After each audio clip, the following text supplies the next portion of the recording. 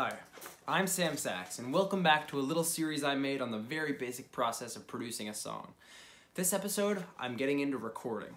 Recording can seem just as intimidating as writing, but in truth, it is only as complex as you want it to be. Let's get into it.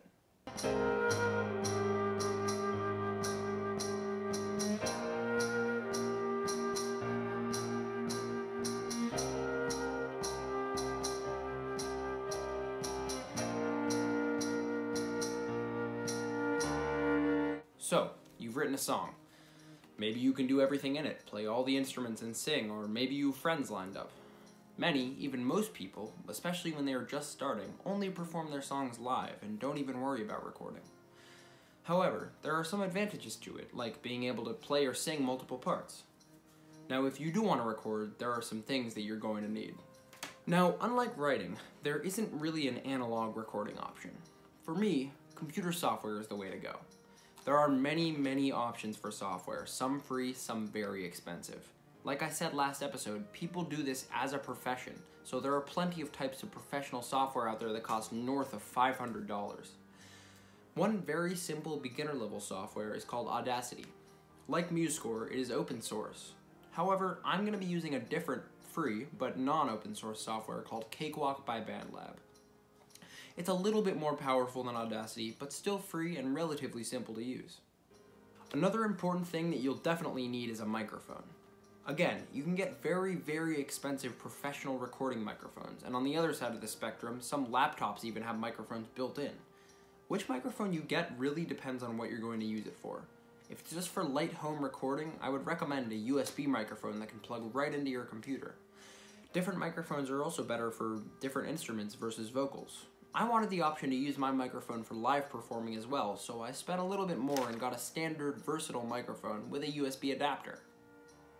Once you have your microphone, make sure you attach it to your computer and set it up as an input within your software.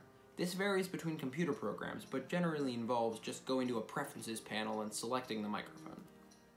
After this, it's actually time to record some instruments. I created a setup in a room of my house with my computer, a music stand, my microphone, some headphones for the person recording, and earbuds for me. In many cases, the first thing you'll want is a click track, or a metronome. Most, and probably all software has this feature. Next, you'll have your musician listen to that and keep the rhythm while they play their part. Typically, the first parts recorded are drums and percussion, then things like bass, which are in effect the bass line. Instruments like piano and rhythm guitar follow, that are still structurally important. Then come the lighter things on top, like melodic guitar, strings, and finally vocals. Now, obviously, this is not an exact process. There really is no one right way to record a song. In my case, I did things a little differently because of the availability of my musicians and because of the way my song is written. There are no drums, and tambourine is the only percussion. However, the tambourine doesn't come in right at the beginning. The cello is featured more in the first half, so I recorded just that part first. Then I did tambourine for the entire thing before filling in the cello for the second half. I added flute after that, and then because my friend who plays bass was never available to come record, I used my keyboard to make a bass sound. After that was the piano, and finally the vocals. Now, it can sometimes be really helpful to have all your musicians in a room together, like you would generally do in a recording studio with a band.